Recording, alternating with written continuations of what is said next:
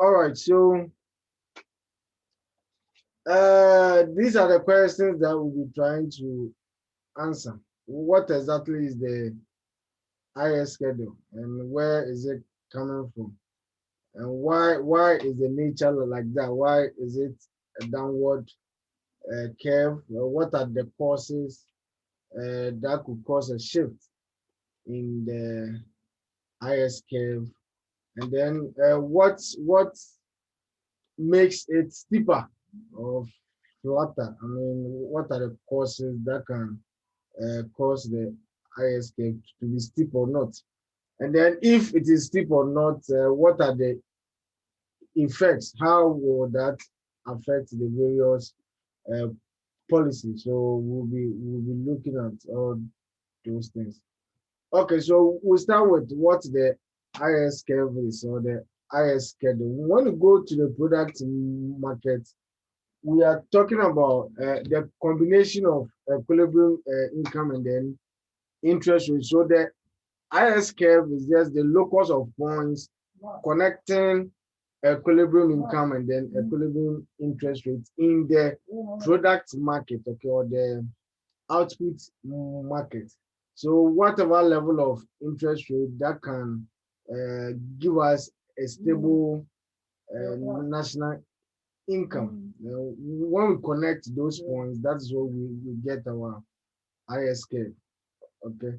And for where is coming from, is coming from the product market. The equilibrium in the product market gives rise to the equilibrium national income and then equilibrium interest rate. So we'll be looking at the function and then also we'll consider the curves. Most of the times when we are doing the policy analysis, is the curves, the graphical representations that we normally use. So we'll look at the function, the components, and then we'll look at the graphs too. Okay. All right. So first, we have to look at how to derive the IS schedule. How is it formed? And this one, we are assuming that there is no government activity. So government expenditure is zero, and then the government is not imposing any tax to. Tax to is zero. Then when you go to the product market, you have equilibrium using the injection and the leakages approach. If G is zero, T is zero, then investment is supposed to be equal to the level of savings. Investment is injection, and then the savings is the leakage. Okay. So from the previous lessons that we had, we saw that investment and interest rate are inversely related. So whenever there's an increase in the level of interest rate, then there's a reduction in the level of investment. And whenever investment falls, we saw that it causes a fall in the equilibrium income. Okay. So whenever equilibrium interest rate increases, it causes investment to fall. When investment falls, it means that there's a disequilibrium in the system. Okay, there's a disequilibrium in the product market, in that savings is going to be more than investment. Okay, savings is going to be more than investment. The thing is that whatever goods that are produced in the market are supposed to be bought. Now we are saving more than we are investing, which means that there's going to be increase in inventories. Okay, there will be goods that have been produced through investment that are not being purchased. And as a result, producers are supposed to decrease their level of production. They need to reduce their output level. And if it happens like that, it means that they are going to reduce the number of workers that they hire. Okay, they will reduce the number of people that they hire for work. And this will mean that output is going to fall. But the fall in the equilibrium output would depend on the investment multiplier. Okay, we saw that from the algebra that whenever there's a change in I, the change in Y would depend on the value of K.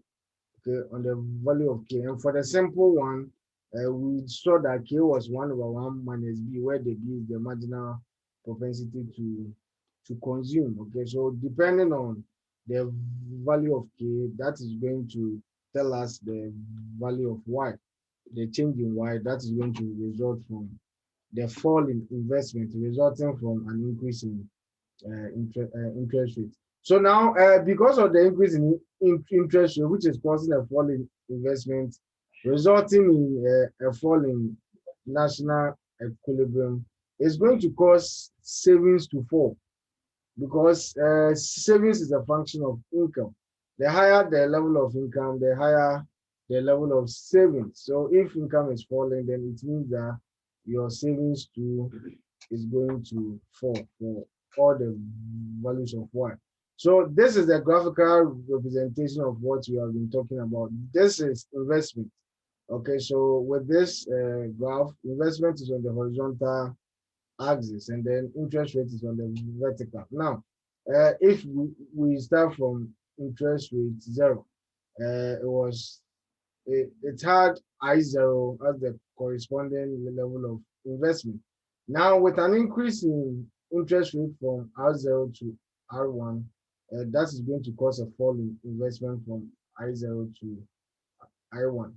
With a further increase in interest rate to R2, it will cause a further fall in investment to I2. Okay, it will cause a fall in investment. Then, when you come here, okay, initially this was the equilibrium point. Okay, where no, let's start from here. Where I0 was equal to S0, but when we are using the leakages and the injections approach, then investment is supposed to be equal to saving. So this was the equilibrium point, okay, and then this was the level of equilibrium income. So we're at Y0, okay, but because of the increase in interest rates, there was a reduction in investment. So you see that there's a fall in investment from I0 to I1. And before equilibrium can be restored, savings must fall. And savings can only fall if there's a fall in income. That is why the income had to fall from Y0 to Y1. Okay. So with a further increase in interest rate to R2, the same mechanism had to happen again. So investment falls, income falls, and then savings to fall just to restore equilibrium. So to get your IS schedule, we are talking about the combinations of interest rate and then the level of income. So when the interest rate was R0, the level of income was Y0. So that's what we have here at point A. Okay. When interest rate increased from R0 to R1, income decreased from Y0 to Y1. That is what we have here. Point B. Interest rate goes up and then income falls. And then when interest rates increased again to R2, income had to fall again to point C. Okay, to point C. So we've seen that for the IS scale, whenever there is an increase in interest rate, then there is a fall in the level of equilibrium income. Okay, so this is telling the IS schedule is telling us that there is an inverse relationship between interest rate and the level of income in the product market. The product market. So this is how to derive your IS curve. I mean graphically. This is how you can graphically derive the IS. Is that okay?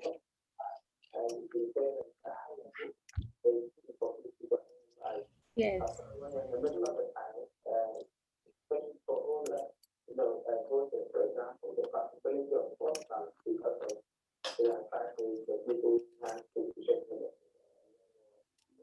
Okay. All right. So okay. So this is what we are talking about. The combinations of interest rate to income. When we connect those lines, that is where we get our IS schedule. So one point was R0, Y0, R1, Y1, and then R2, Y2. Audrey, can you mute yourself? Audrey Mensa. Okay, thank you. All right, so that was the graphical derivation of the IS schedule. Now, whenever there is an exogenous increase in the interest rate, okay, that is going to cause an endogenous decrease in income, okay, and that is going to happen whenever there's a reduction in investment. Okay, we know that whenever there's an increase in interest rate, Y will fall, and the fall in Y will be coming from the interest rate, the level of investment, the fall in investment resulting from the increase in the level of interest rate. Okay, the level of interest rate. So, in the products market, based on the IS schedule, there is a negative relationship between interest rate and then the output level. Initially, we held an assumption that there was no government activity. G was zero, and then T2 was zero. But we can choose to add the current sector. When we do that, the injections becomes the sum of investment and government expenditure, and then the leakages to become the sum of savings and then tax. When we open up the economy, if we accept international trade, export is seen as an injection and then import is seen as a leakage. So, but the analysis will still be the same thing. It's interest rate against Y, so it will always work through investment. Okay, to always work through investment. So it doesn't matter the kind of economy that we are talking about. If there's no government intervention, we just use I and S. If the government comes in, we add G and T, and then if we open up the economy for international trade, then we just add exports and then imports to the analysis. Okay. Okay. So what really makes the IS curve steeper? And when we say that a graph is steeper, what does it mean? If if a graph is steeper,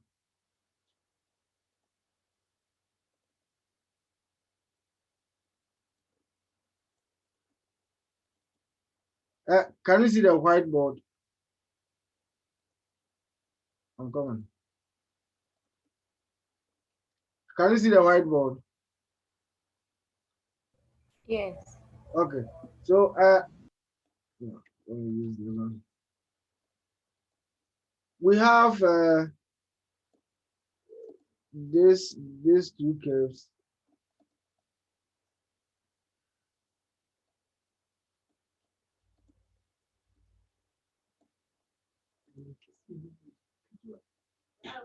Yes. Hmm. So this is graph A. This is graph B. Which one is steeper?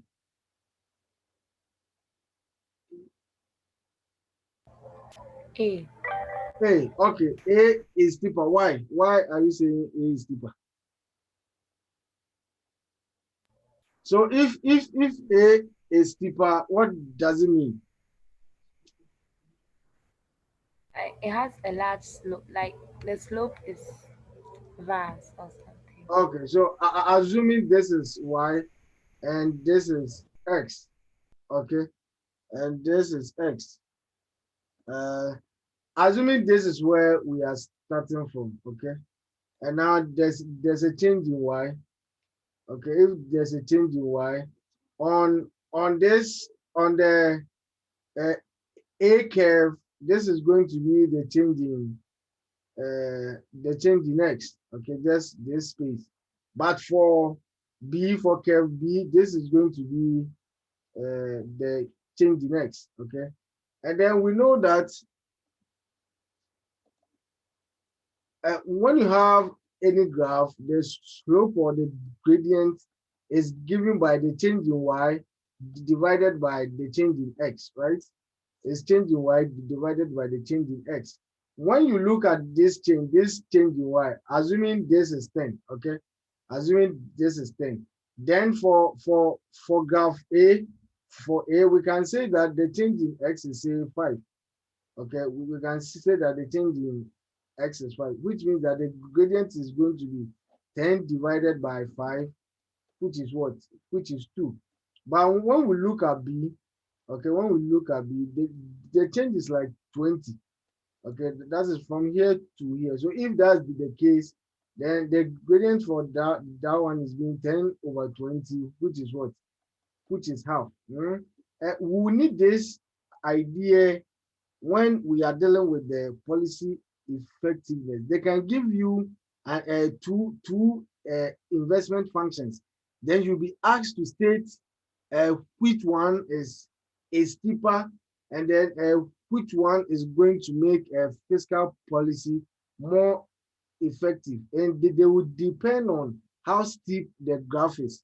But it's possible that you'll not be given a graph. It's the function that you'll be given. So from the function, you should know whether this curve is steeper or this function is not steep.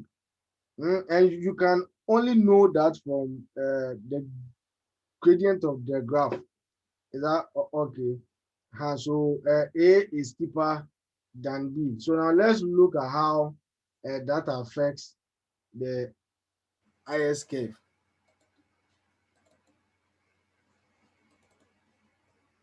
Okay, I hope you can see the screen. Yes. Okay, so the steepness of the IS curve depends on the interest elasticity of investment, how sensitive or how responsive investment is to changes in interest rates. It's possible that you have two investment functions and one will be more responsive to the other. So if the investment function is more responsive to changes in the level of interest rate, then it means that investment is more interest what sensitive or more interest elastic.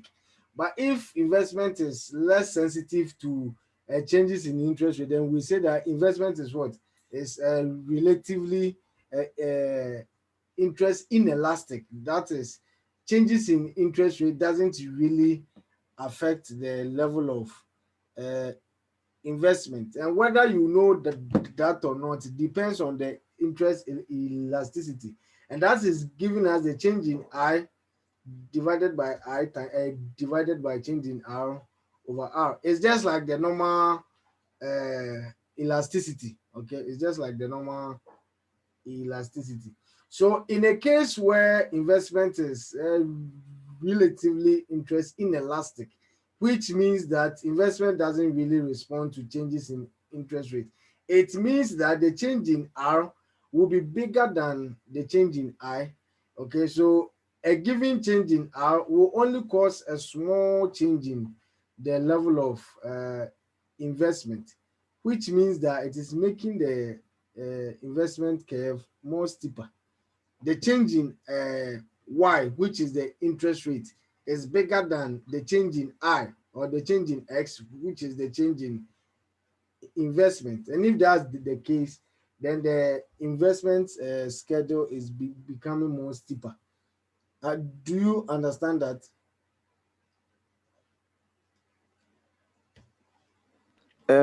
It's not clear. Can you come again?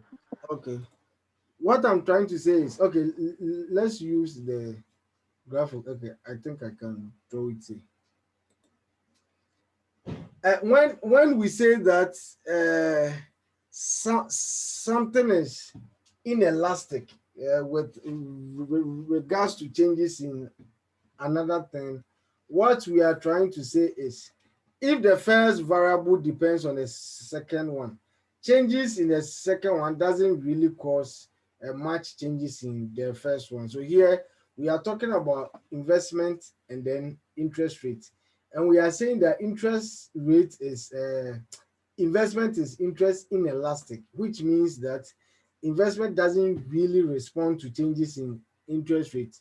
So this means that if the change in interest rate is like 50%, then the change in investment is going to be less than 50%.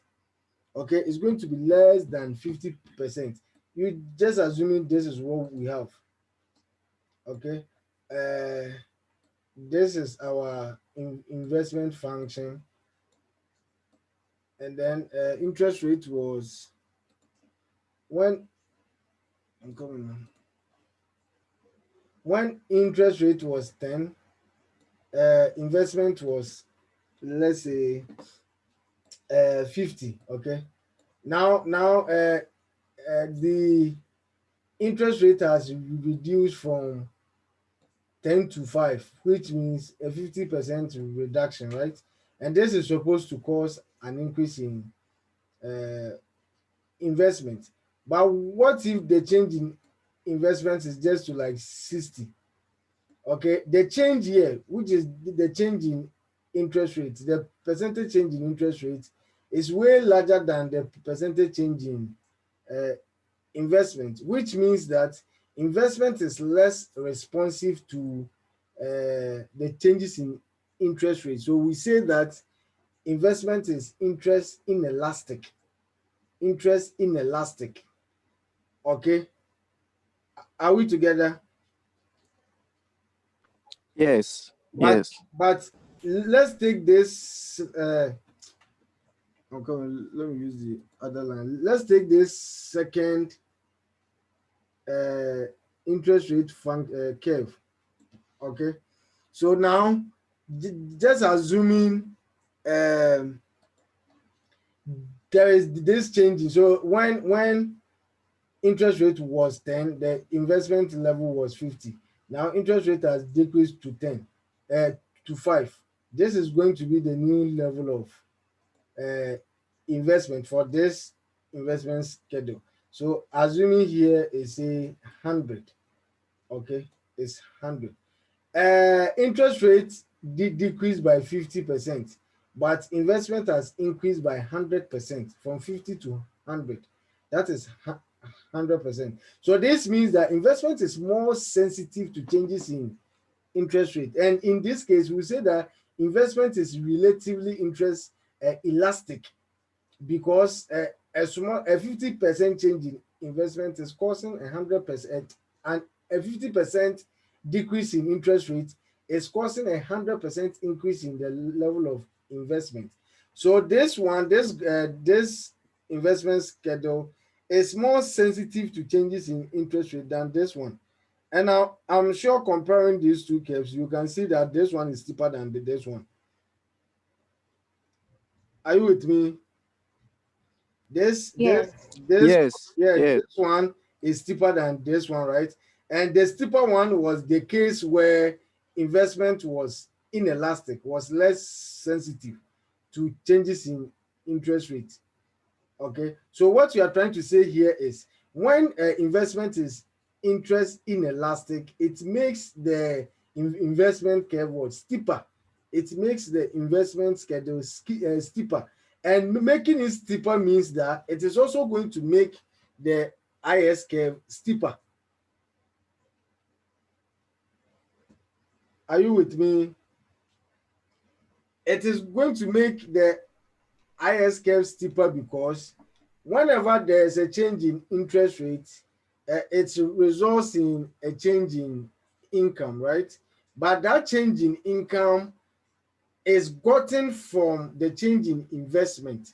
So if changes in interest rate is causing a very small change in investment, then it means that it is also going to cause a very small change in income, which means that income too is going to be less sensitive to changes in interest rates. So when investment is interest inelastic, it makes the investment schedule steeper, and as a result, it makes the IS curve to what? Steeper. And the reason is that the change in income resulting from the change in interest rates is gotten from the change in investment. So if changes in interest rate is causing a very small change in investment, then it means that that change in interest rate too is going to cause a very small change in the level of income. Okay, which is also going to make the IS curve steeper, which means income is inelastic to interest rate. It is less sensitive to changes in interest rate. Are we together? Yes. Yes. Audrey, Niama, Mensa, Yaya, are we good? Yes. Yes, please. Okay. So let's look at the situation where the investment is interest elastic. Okay, so this one, you let's talk about the interest elastic, then we'll come and look at the curve. Or did they talk about both? No, I think they came to talk about that one here. Let's look at this one. We'll go back. This is the case where investment is more interest elastic, which means that investment is very sensitive to changes in interest rates. So if